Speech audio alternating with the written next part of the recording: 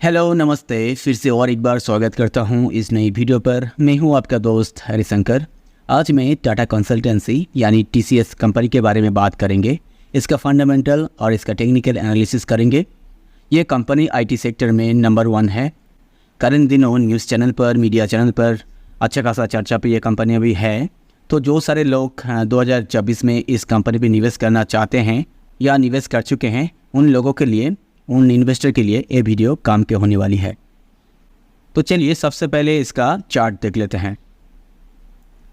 ये है टाटा कंसल्टेंसी का मंथली चार्ट। यहाँ पर मैं एक ट्रेंड चैनल पहले से ही ड्रॉ करके रखे हैं। आप देख सकते हैं 2015 में ये ट्रेंड चैनल के टॉप पे था और 2018 के बीच में, 2017 से 18 के बीच में देखिए ये ट्रेंड चैनल के नीचे बॉटम के लाइन पे आया था। वहाँ पर कई महीने तक वहाँ पर था, नीचे इस ट्रेंड चैनल को टच कर रहे थे, नीचे नहीं आ रहे थे। लेकिन 2019 में ये ट्रेंड चैनल के ऊपर जो लाइन है उसको थोड़ा टच करके नीचे आया। फिर से वो ऊपर जाने की कोशिश की ट्रेंड चैनल के ऊपर, लेकिन जा नहीं पाए, फिर से वो नीचे आ गया। उसके बाद आप देख सकते हैं हाई वॉल्यूम पर ये ट्रेंड चैनल को क्रॉस करके ऊपर चला गया है। जो पिछले 7 साल से जो ट्रेंड चैनल को फॉलो कर रहा था, 2021 में वो क्रॉस करके ऊपर चला गया है न्यू एक ट्रेंड चैनल के ऊपर। तो करंट दिनों आप देख सकते हैं टाटा कंसल्टेंसी 3900 लेवल के करीब करीब ट्रेड कर रहा है और 2024 में वो हाई लगाया था, लाइफ टाइम हाई 4250 रुपीज़ के आसपास। तो नियर फ्यूचर इसका प्राइस कहाँ पर रहेगा? तो चलिए इसका प्राइस विश्लेषण करने से पहले, प्राइस के एनालिसिस करने से पहले इसका बिजनेस देख लेते हैं। इसका कुछ इंपॉर्टेंट फंडामेंटल्स पैरामीटर्स को देख लेते हैं ताकि इसका बिजनेस कैसा चल रहा है वो पता चल जाएगा हम लोगों को। तो चलिए इसके लिए हम लोग चले जाएंगे scanner.in साइट पर। यहाँ पर आप देख सकते हैं टाटा कंसल्टेंसी सर्विस लिमिटेड का जो मार्केट कैपिटलाइजेशन है वो है 14,17,928 करोड़ रुपीज़। आप इसका साइज देखकर, मार्केट कैपिटलाइजेशन देख के समझ सकते हैं ये आईटी सेक्टर में कितना बड़ा है। ये नंबर 1 है आईटी सेक्टर में, लार्ज कैप कंपनी है। ठीक है, इसका जो पी रेशियो है आप देख सकते हैं यहाँ पर 30.4 है। इसका पी रेशियो लगभग ठीक ठाक ही है, क्योंकि किसी कंपनी का पी रेशियो अगर 12 से 20 के आसपास होते हैं तो उस कंपनी पे निवेश करना ठीक माना जाते हैं, अच्छा समय माना जाते हैं। लेकिन यहाँ पर 30.4 है, थोड़ा ओवर वैल्यू है इसका स्टॉक प्राइस, लेकिन ठीक ठाक ही है, उतना ज़्यादा ओवर वैल्यू नहीं है। आगे जाकर इसके बारे में और भी चर्चा करेंगे प्राइस को लेकर। इसका जो बुक वैल्यू है 250 है, ये बहुत ही कम है। इसका जो करंट प्राइस है बुक वैल्यू से बहुत ऊपर ट्रेड कर रहा है।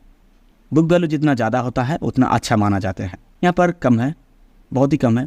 ये कंपनी जो है अपने निवेशकों को हर साल 1.39% के हिसाब से डिविडेंड प्रदान करता है। ये बहुत बढ़िया बात है। हर साल अच्छा खासा मुनाफा अपने निवेशकों को एक कंपनी देते हैं डिविडेंड के तौर पर, ये बहुत बढ़िया बात है। इसका जो ROCE है वो बहुत खास है, बहुत बढ़िया है, 64.3%। ये बहुत ज़्यादा है। ROCE का मतलब होता है कंपनी के पास जितना कैपिटल होता है उसको यूज़ करके कितना पैसा, कितना लाभ जनरेट कर रहा है। यहाँ पे टाटा कंसल्टेंसी बहुत अच्छा खासा पैसा जनरेट कर रहा है अपने एसेट को यूज़ करके, अपने कैपिटल को यूज़ करके। ये बहुत बढ़िया बात है। इसका ROE जो है, रिटर्न ऑन इक्विटी, ये भी 51.5 है, बहुत ही ज़्यादा है। ROE मिनिमम 20% होनी चाहिए, यहाँ पर बहुत ही ज़्यादा है। ROE का मतलब होता है इस कंपनी के पास जितने निवेशकों का पैसा है, इन्वेस्टर का पैसा है, जितना इक्विटी कैपिटल है, उसको जनरेट करके कितना पैसा बना रहा है। ठीक है, ये भी ठीक ठाक पैसा बना रहा है, अपने इन्वेस्टर की पैसे को लेकर अच्छा खासा इस्तेमाल कर रहा है इन्वेस्टर की पैसा। तो इसका ROCE और ROE देकर लग रहा है ये कंपनी अपने कैपिटल को अच्छा खासा यूज़ कर रहा है, अच्छा खासा प्रॉफिट बना रहा है। इसका जो डेब्ट टू इक्विटी है, बहुत इंपॉर्टेंट पैरामीटर होते हैं, वो है 0.09%। बहुत अच्छी बात है। किसी कंपनी का डेब्ट टू इक्विटी 1 से कम होनी चाहिए, 1 से ज़्यादा नहीं होनी चाहिए। यहाँ पर आप देख सकते हैं 0.09 है, बहुत कम है। इसका डेब्ट ना के बराबर है। मैं पर्सनली जिस कंपनी पे 0.5% से नीचे डेब्ट टू इक्विटी होता है उस कंपनी पे निवेश करता हूँ। यहाँ पर तो बहुत ही कम है, 0.5% से भी कम डेब्ट ना के बराबर है। ये बहुत बढ़िया बात है। इसका जो करंट रेशियो है वो 1.77 है, ये बहुत बढ़िया बात है। करंट रेशियो 1 से कम नहीं होनी चाहिए, करंट रेशियो हमेशा 1 से ज़्यादा और 3 से कम होनी चाहिए। करंट रेशियो का मतलब होता है इसके पास जितना करंट लायबिलिटी है, शॉर्ट टर्म लायबिलिटी है, और इसके पास जो करंट एसेट्स है उससे आसानी से मिटा सकते हैं। अगर 1 से ज़्यादा इसका रेशियो होते हैं तो मतलब ये कंपनी करंट लायबिलिटी को आसानी से मिटा सकते हैं, इसके पास जो करंट एसेट्स हैं। इसका जो क्वार्टर सेल्स है मार्च 2024 का, वो पिछले साल मार्च 2023 से 3.51% इंक्रीज हुए हैं। ठीक है, ज़्यादा तो नहीं हुए हैं लेकिन इंक्रीज हुए हैं। इसका जो सेल्स ग्रोथ है इस साल का पूरा पिछले साल से 6.85% इंक्रीज हुए हैं इसका ग्रोथ। ये भी थोड़ा बहुत है लेकिन अच्छी बात है, सेल्स ग्रोथ हुए हैं पिछले साल से। इसका जो सेल्स ग्रोथ है इस साल का पास्ट 3 ईयर्स से 13.6% इंक्रीज हुए हैं। ये भी बहुत बढ़िया बात है। इसका जो सेल्स ग्रोथ है पास्ट 7 ईयर्स से इस साल 10.7% इंक्रीज हुए हैं।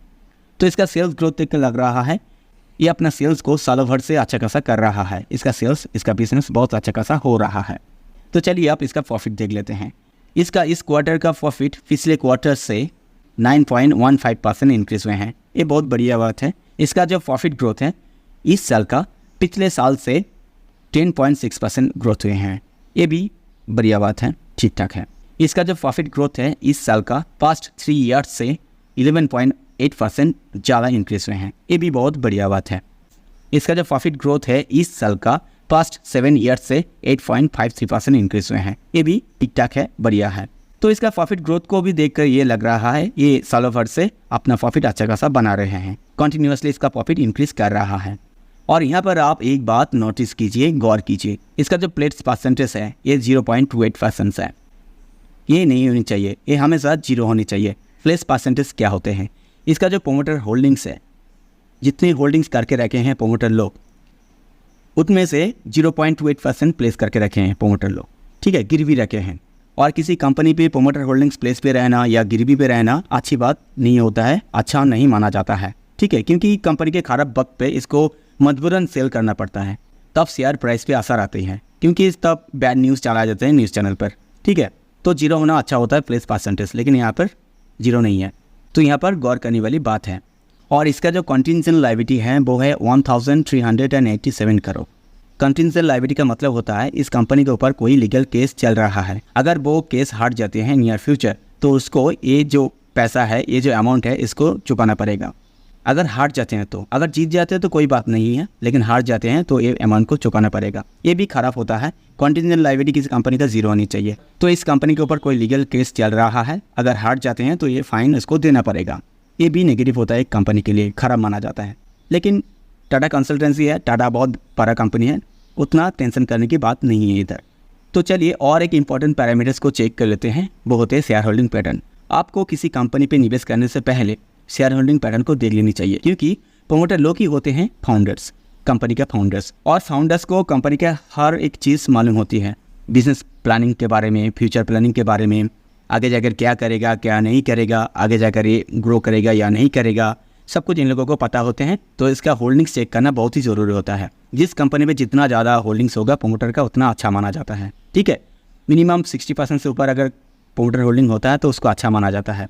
ठीक है, तो चलिए प्रोमोटर होल्डिंग को एक बार चेक कर लेते हैं। इसके लिए थोड़ा स्क्रॉल करके आपको नीचे आना होगा।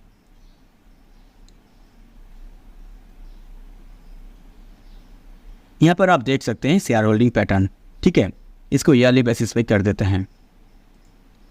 यहाँ पर आप देख सकते हैं 2024 में 71.77% प्रोमोटर होल्डिंग्स है करंट दिनों। ठीक है, ये बहुत अच्छा खासा है, 60% से कहीं ज़्यादा प्रोमोटर लोग यानी फाउंडर्स अपने पास बहुत ज़्यादा क्वांटिटी में होल्ड करके रखे हैं इसका शेयर, तो ये बहुत अच्छी बात है। लेकिन यहाँ पर गौर करने वाली बात है, 2017 में इसका जो प्रोमोटर होल्डिंग्स थे आप देख सकते हैं 73.31% थे। 2018 में 71.92% हो चुका है, यहाँ पर घटा था। 2019 में आप देख सकते हैं थोड़ा बढ़कर 72.05% हो चुका था, वहाँ पर इंक्रीज हुए थे। ठीक है, और यहाँ पर आप देख सकते हैं 2020 में 72.5% था, वो घटा नहीं था, पिछले क्वार्टर से सेम था। 2020 के बाद से आप देख सकते हैं 2021 में प्रोमोटर होल्डिंग्स इंक्रीज हुए हैं 72.19%। ठीक है, और 2022 में देखिए इंक्रीज होकर हुए हैं 72.30%। आप देख सकते हैं यहाँ पर बढ़ रहा है। और यहाँ पर आप देख सकते हैं 2023 में ये भी सेम रहा है 72.30%। ठीक है, और 2024 में ये घटकर 71.77% हुए हैं। आप यहाँ पर गौर कीजिए, 2020 में प्रोमोटर होल्डिंग्स से 72.05% और 2021 में वो बढ़कर आप देख सकते हैं 72.19% हो चुका है, यहाँ पे इंक्रीज हुए हैं। आपको चार्ट पर जाकर देखा देते हैं 2020 में इसका प्राइस कितना घटा था, उसके बाद एक लंबा रैली किए थे। आप यहाँ पर चार्ट पर देख लीजिए एक बार। यहाँ पर आप देख सकते हैं 2020 में कितना घटा था। ठीक है, वहाँ से लंबा रैली लगाया पूरा, ठीक है, ऊपर चला गया। तो आप देख सकते हैं यहाँ पर ये जो रैली लगाया है तब प्रोमोटर ने अपने होल्डिंग्स को इंक्रीज़ किए थे। तो उन लोगों को पता था कि आगे जाके इसका प्राइस बढ़ेगा, इसलिए इंक्रीज़ किए हैं। आपको यहाँ पर पता चल गया होगा अगर प्रोमोटर लोग अपने होल्डिंग्स को इंक्रीज़ करते हैं तो क्या होते हैं। ये जो रैली है प्रोमोटर लोगों को पता था पहले से ही, इसलिए थोड़ा इंक्रीज़ किए हैं। यहाँ पर आप देख सकते हैं। चलिए फिर से एक बार जाते हैं। आप देख सकते हैं 2020 में जो था, देखिए 2021 में इंक्रीज़ हुए हैं। उन लोगों को पता था कि रैली आएगा आगे, ठीक है। 2022 में भी इंक्रीज़ किए हैं प्रोमोटर होल्डिंग्स का। आप यहाँ पर देखिए 2024 में घटाया है। क्यों घटाया है? क्योंकि प्राइस थोड़ा अभी ऊपर चला गया है और प्रोमोटर लोग अपना होल्डिंग्स को घटाया है 2024 में, तो इसका मतलब ये होता है कि आगे जाके स्टॉक नीचे आएगा। चार्ट को फिर से एक बार देख लीजिए आप। यहाँ पर देख सकते हैं 2024 में इधर मार्च में घटाया है, आप देख सकते हैं प्राइस डाउन हुए हैं। तो प्रोमोटर लोग जब सेल कर रहा है, होल्डिंग्स को कम कर रहा है, इसका मतलब है प्राइस थोड़ा डाउन पे आएगा, ठीक है। आप यहाँ पर देखे थे जब प्रोमोटर लोग 2020 में होल्डिंग को बढ़ा रहे थे तब एक लंबा रैली आया था ऊपर, प्राइस इंक्रीज हुए हैं। अभी घटा रहा है 2024 में, इसका मतलब है नीचे आएगा। तो यहाँ पर आप भी निवेश मत कीजिएगा। प्रोमोटर लोग अभी डाउन कर रहा है अपने होल्डिंग्स को। जब नेक्स्ट क्वार्टर की रिजल्ट आएगा तब आपको देखना है प्रोमोटर लोग अपना होल्डिंग्स को इंक्रीज़ कर रहा है या नहीं, ठीक है। अगर डिक्रीज होता है, इससे भी कम होता है, तो इसका मतलब ये होता है कि प्राइस डाउन आएगा, इसलिए प्रोमोटर लोग अपना होल्डिंग्स को सेल कर रहे हैं, क्योंकि प्रोमोटर लोगों को अच्छा खासा मुनाफा अभी हो चुका है। यहाँ पर आप देख सकते हैं 2020 से जो रैली लगाया था 2022 तक, उसका प्रॉफिट बुकिंग हो चुका है। यहाँ पर जो करेक्शन आया है ये प्रॉफिट बुकिंग का ही करेक्शन है, फिर से वो नीचे कंसोलिडेट करते हुए ऊपर जा रहा है, फिर से टॉप गया है, ठीक है। तो अभी प्रोमोटर लोग होल्डिंग्स को घटा रहे हैं, तो इसका मतलब ये है कि नियर फ्यूचर इसका प्राइस घटने वाले हैं। आप देख सकते हैं यहाँ पर ये जो ट्रेंड चैनल चल रहा है यहाँ तक तो वो ज़रूर आएगा। ट्रेंड चैनल के ऊपर जो लाइन है इस पर, तो आपको यहाँ पर फिबोनाची रिट्रेसमेंट के हिसाब से देखा देते हैं 2020 से इस हाई तक एक हाई तक सिलेक्ट कर लेते हैं फिबोनाची रिट्रेसमेंट को। 2020 से जो रैली लगाया था, जितना प्रॉफिट थे इन्वेस्टर को वो प्रॉफिट बुकिंग कर चुके हैं, इसलिए 50% आ चुका है, 50% लो प्रॉफिट बुकिंग कर चुका है। फिर से वहाँ से बाउंस बैक करके ऊपर चला गया, ठीक है, हाई के करीब। अभी भी हाई के करीब ट्रेड कर रहा है टाटा कंसल्टेंसी।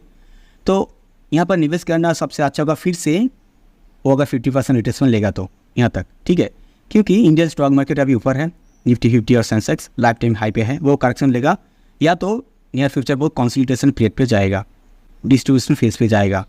तो इंडियन स्टॉक मार्केट जब तक कि करेक्शन ना ले ले एक बार, तो आपको वेट करना है।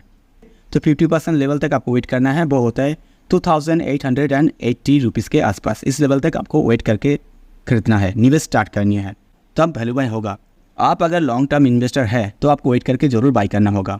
आप अगर ग्रोथ इन्वेस्टर हैं, इस तेज़ी में, इस ग्रोथ में आप अगर एंट्री लेकर थोड़ा प्रॉफिट कमाना चाहते हैं, वो अलग बात होता है, उसको लॉन्ग टर्म इन्वेस्टर नहीं कहा जाता है, उसको ट्रेडर कहा जाते हैं, ठीक है। 1 महीना 2 महीने के लिए जो लोग खरीदते हैं, इस तेज़ी में एंट्री करके थोड़ा प्रॉफिट लेते हैं, उनको ट्रेडर कहा जाते हैं, इन्वेस्टर नहीं। तो फिलहाल आज के लिए इतना ही, मिलते हैं नेक्स्ट वीडियो पर, तब तक के लिए बहुत बहुत धन्यवाद।